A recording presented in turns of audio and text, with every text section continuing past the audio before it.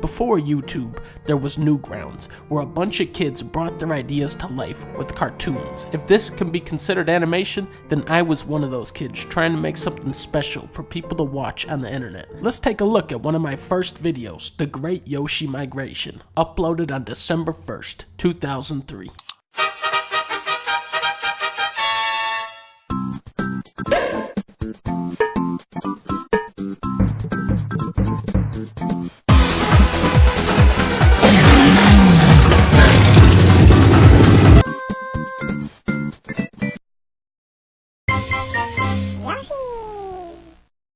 What the fuck was that piece of shit? I created that. I don't understand what the fuck just happened there. Now in the sequel here, if you look to the left side, you can actually see the Yoshi continually running in place because I didn't know how to change the size of the screen, and then I hit you with the scrolling text, except you see the end of the sentence first, so that kind of ruins everything. It wasn't until 2004 where I would seek the help of the commenters. Here the description is, "Tell me what you like and dislike, but this movie."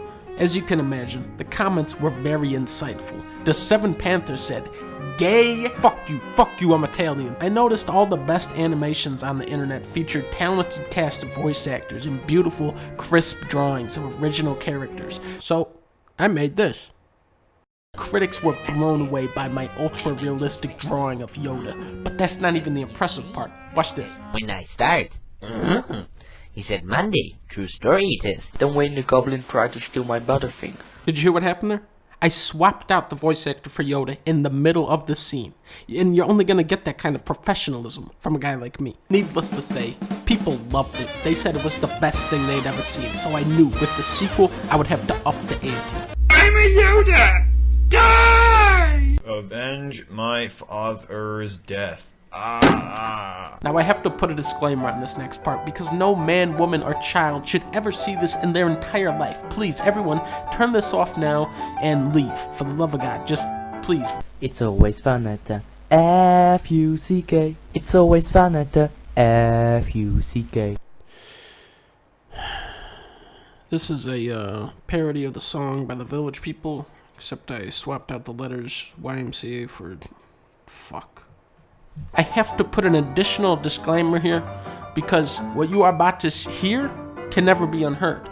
Please turn the video off. When you walk in the streets and a ninja jumps down, you say to his face, "Hey yo, fuck you, man, I'm not F-U-C." Check it down. If anyone still viewing this has the technology, I am willing to go back in time and assassinate my own self before this was uploaded. Alright, one more. Just one more. Now this is one of my oldest masterpieces called Up My Ass. Here we go. Hey Bob, hey, why don't you tell me the old story of when you bought that frog fucking thing on your fucking head, why don't you?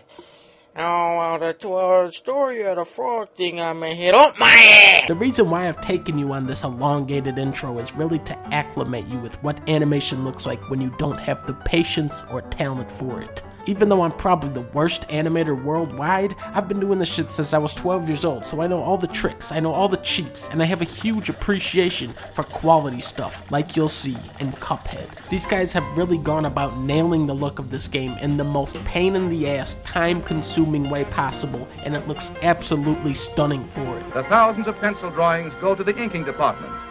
Here, hundreds of pretty girls, in a comfortable building all their own, well-lighted, air-conditioned throughout, cover the drawings with sheets of transparent celluloid.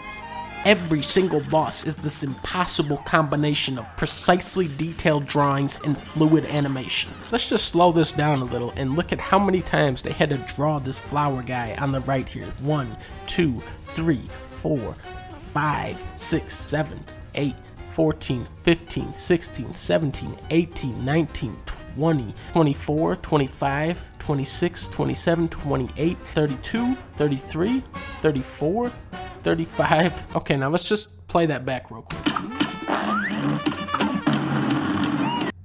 In 2.5 seconds, they had to draw that flower guy 35 different times. This is why you should never be an animator. In general, these boss fights are around 2 minutes long, and I'd assume in that time you'll see around 300 different frames of animation per boss. That means 300 times drawing, inking, and coloring the one guy over there. For this reason, the art direction of Cuphead has been universally praised. The difficulty of the game, however, has come under some criticism.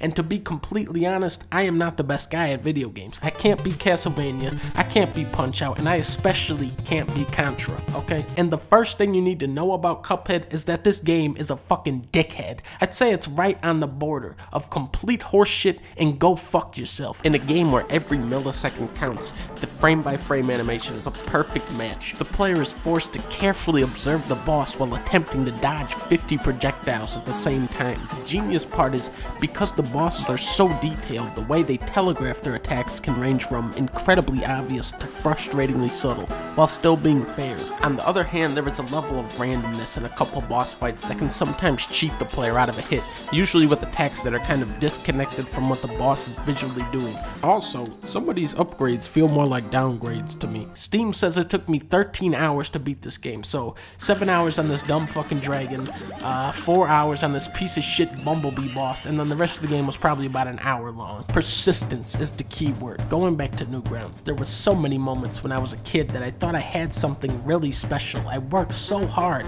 for months on some of those movies, and when I finally put them up, the reception was gay, and that was crushing for me. But for some reason, I kept going back again and again and again, and eventually, I got better. After 7 rage quits, 13 controller throws, 28 angry comments directed at the developers, I got better at the game. So for those of you who've thrown in the towel at this point, I'm saying, try it again, man. You can do it. You really gotta parry those pink attacks, because that's gonna chop off a significant portion of the fight, and you gotta equip the smoke bomb and the scatter shot, especially the smoke bomb. This thing is like 100 times better than every other power-up. There are moments in Cuphead where you'll say, fuck this game, this is bullshit, and trust me, some parts in here really are bullshit. But there's so much love put into these boss fights that you can't just walk away. You gotta see it all, you gotta beat it all, and you gotta buy my new hot dogs. I give Cuphead a 4 out of 5.